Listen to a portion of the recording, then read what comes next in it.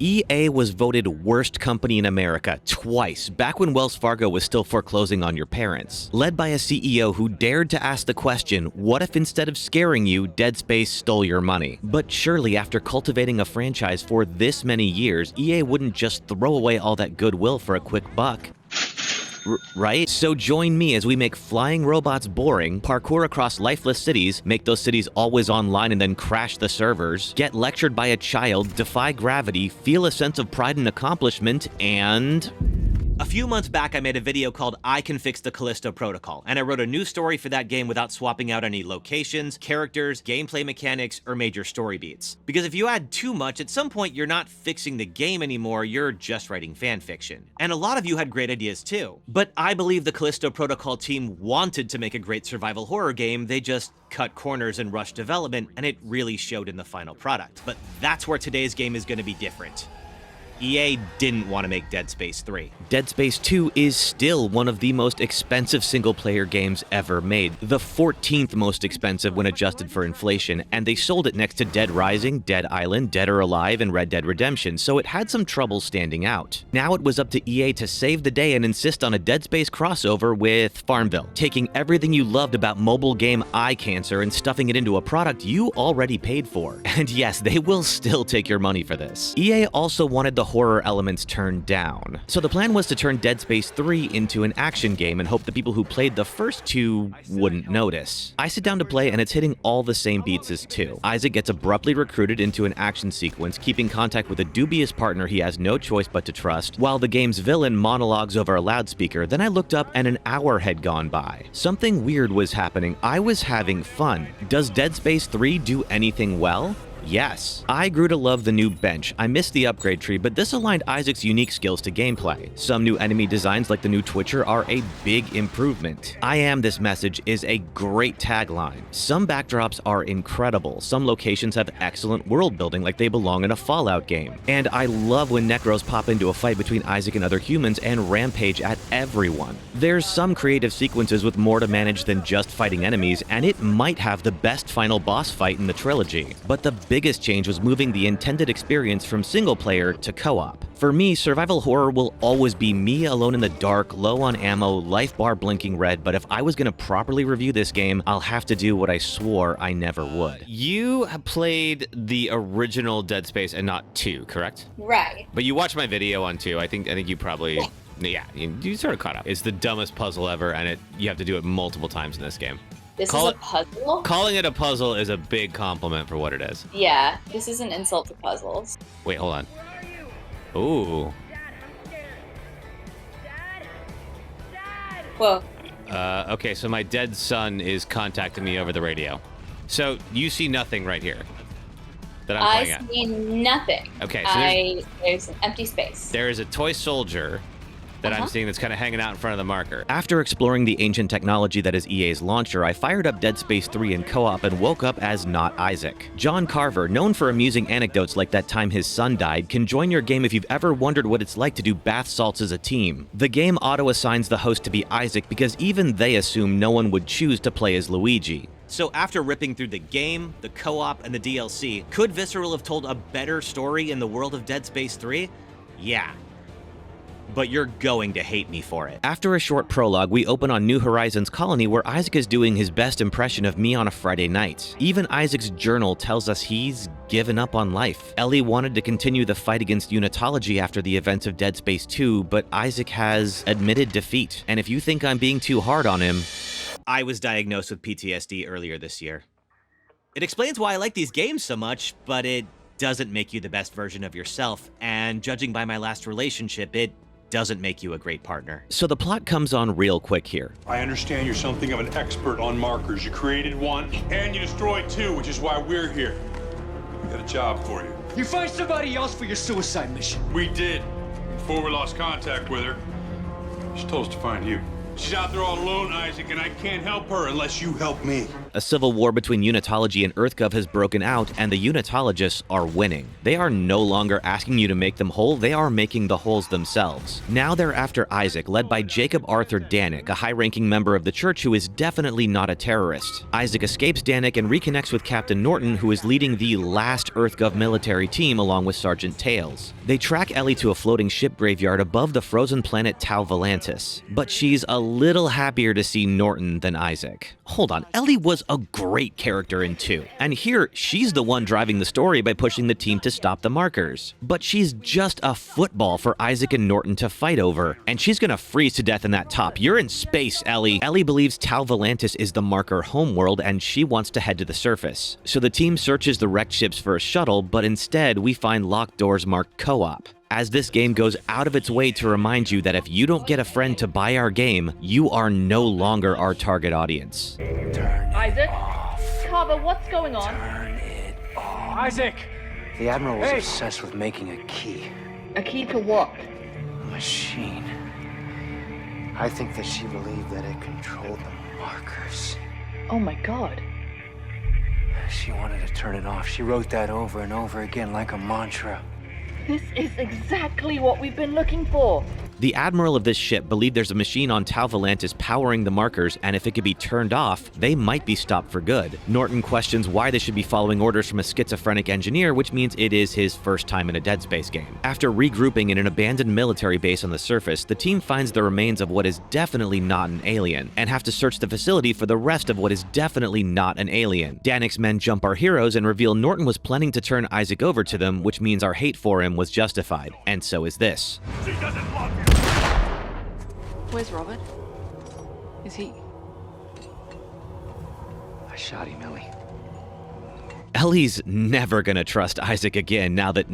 No, wait, they're back together. She grieved for Norton for 20 whole minutes. I don't want to kink shame, but I hope Isaac's emergency contact isn't still Nicole. Well, here she is.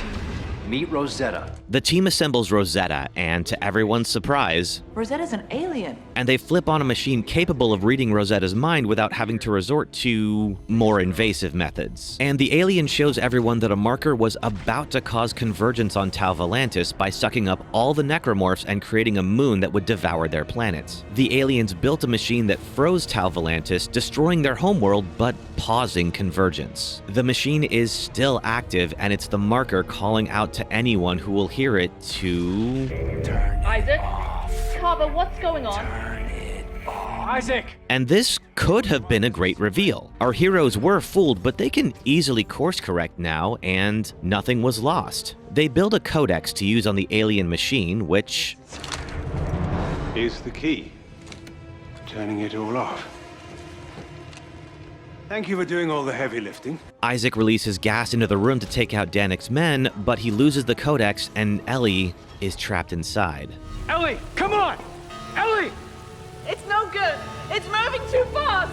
And yet again, we have the potential for the crescendo of the arc between Isaac and Ellie to happen here, except... I love you. there isn't one. Isaac and Sheva will die too if they don't lock her in. So they do. She's all I got. This was her mission. She knew better than anyone how important it was. Now we've got to finish this for her. Got it? Do you got it? Yeah. Then let's go! They chase Danik down into the depths below the facility to find the alien machine, and Isaac and the Arbiter share one of the most iconic moments in Dead Space. I helped get us this far. And that's close enough for all this to count, right? Count for what? All the bad I've done. Is that what a good man does? Good men mean well. You just don't always end up doing well. And this is very touching if you played in co-op and saw the story of Santiago and his family disintegrating, but if you didn't, you have no idea if Carver's a good man. Isaac, I killed Santos. Yeah, he did. Santos was on an elevator and was pounced on by a monster. Isaac tried to rescue her, but Carver thinks the weight will take the whole cliff face down and kill them all, so he sacrifices Santos for the greater good. We'll come back to this. They recover the codex from Danik, but Isaac gets a call. Ellie? Isaac! You're alive! But how did you... I escaped the delivery tubes, but they called me. Isaac, they're gonna call you up in the... Ah! And this is so abrupt. I'm not sure if Ellie was meant to die and that didn't go over well in playtesting, but it's not often you see a game retcon itself this quickly. And finally, Isaac and Carver face off against Danik, who has newly reincarnated Ellie hostage and wants the Codex. Carver now wants to give up the Codex to save Ellie, but Isaac wants to sacrifice her for the greater good, and no one in this scene makes any sense. Carver's self-sacrificing comes out of nowhere. Why would Isaac want to shoot Ellie after finding out she's alive? And the Ellie from Dead Space 2 You owe me an eye, you bastard! deserved better. There's more than one kind of right. Carver throws Danik the Codex, Danik turns off the machine, and finally experiences his glorious ascension. I turned my back on the world because I was afraid of what needed to be done. Ellie, I'm not afraid anymore. So Isaac literally fights a moon and wins. Ellie thinks Isaac and Carver gave their lives in the fight, but if you think anything dies in this series, you must be new around here. Ellie? Ellie.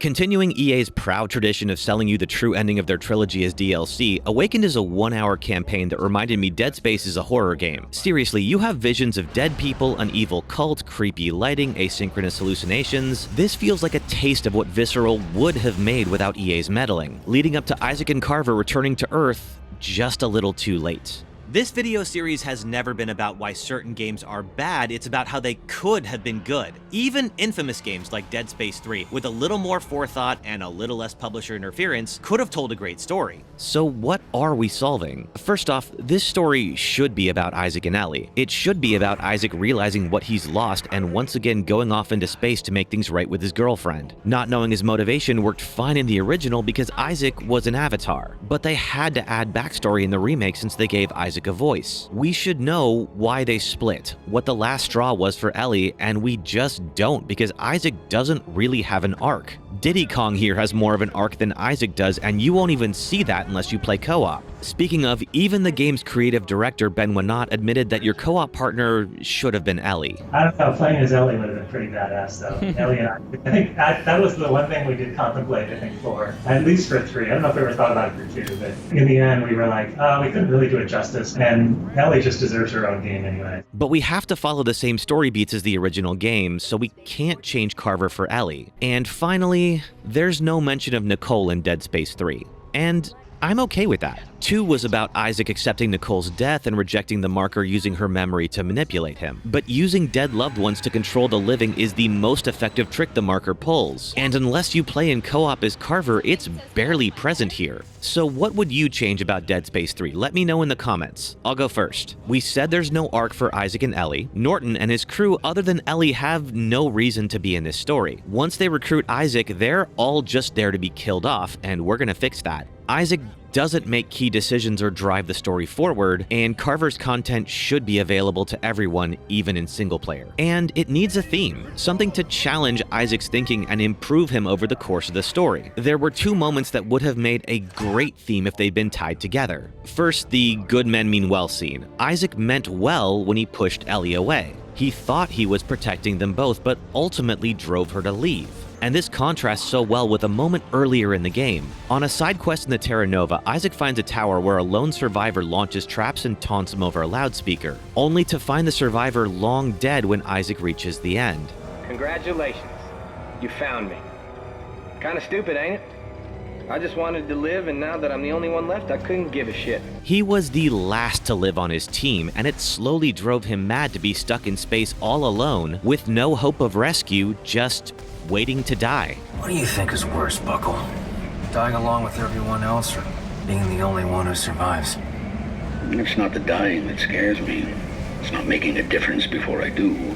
So if what you do with your life is more important than staying alive, is it good enough to just mean well? And what I've learned about having PTSD is that you can mean well, but still be cold or distant to the people who care about you. So let's open on Dead Space 3 and see what happens when the smoke clears from a traumatic experience and everyone else goes back to normal, but you're not the same person you were, and you might not have changed for the better. What? Isaac has been in hiding, but actually in hiding. He and Ellie are living under assumed names, demonized by unitologists thanks to Danik's video messages. Ellie wanted to warn everyone about the marker marker test sites on the colony, but Isaac preferred to stay in hiding, because he couldn't lose her too. Isaac thinks his history with the markers will make him a target forever, and he's used that excuse to cut himself off from the world. Ellie realized she could do more good without him, and she left. So to give Isaac an arc, we have to challenge his view of himself. You find somebody else for your suicide mission. We did, before we lost contact with her.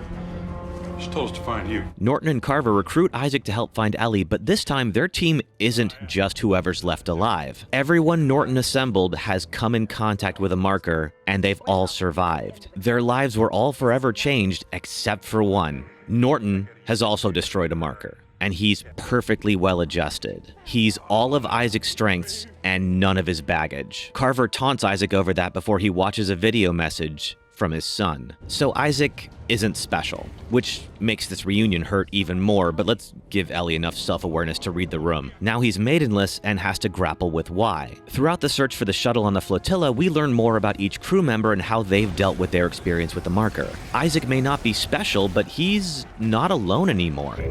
Isaac? Carver, what's going on? Isaac!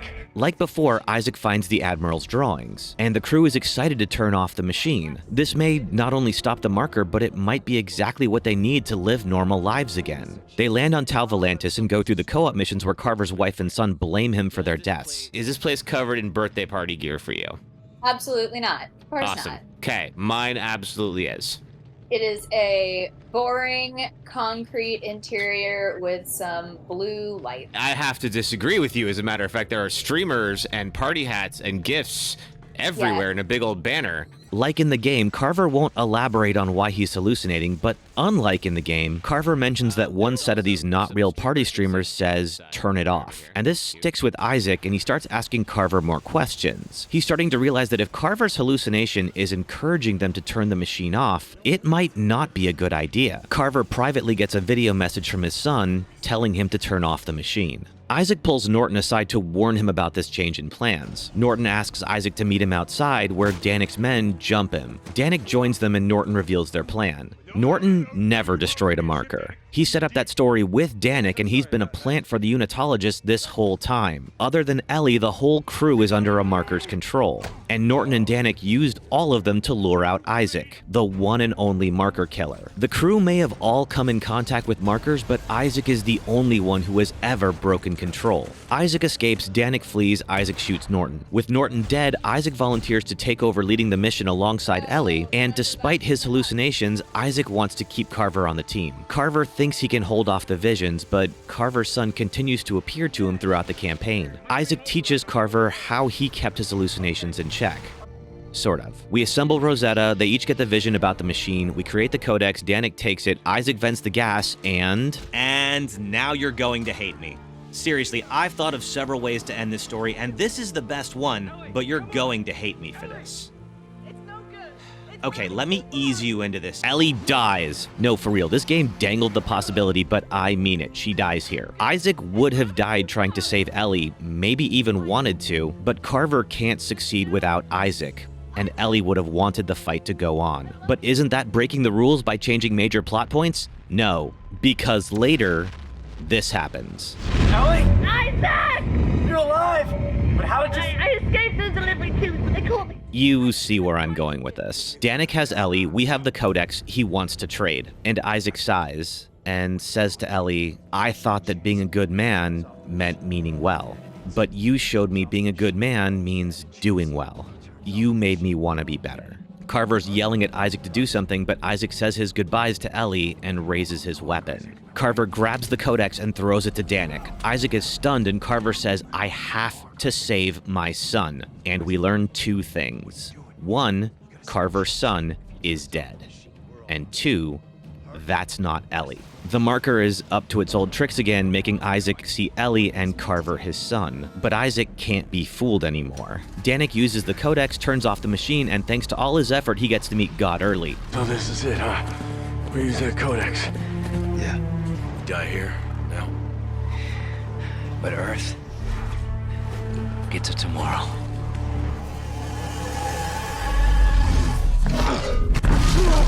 Isaac fights the moon is aliens, the Earth gets what it deserves. But in the game's final moments, instead of just hearing Isaac and Carver over the radio, we hear Carver say, "I don't see my son anymore." By defeating the moon together, Isaac helped Carver break control, and now Carver can live a normal life. Sort of. And isn't that what we all want? I can't change that I wasn't a great partner in the past, but in talking about that relationship, I'm glad she and I are still friends, and she doesn't mind playing Dead Space 3 co-op with me, or watching all my YouTube videos before I post them. Hey. Sorry I gave you a fake script to review, but I wanted you to see this instead of read it. I wasn't able to be a good man when I should have. I did mean well, but sometimes that isn't enough. And for what it's worth, you made me want to be better. And lately, I feel like I'm getting there. But I'm glad you're still in my life. Thanks. Earlier this year, EA put out a remake of Dead Space 1 with 0 microtransactions, and while they haven't released the sales figures, they did put out a survey to the community asking if they'd like to see remakes of Dead Space 2 and 3. I don't know your past, but you don't know your future, and if there's a chance that Dead Space 3 could have a redemption arc, maybe you can too.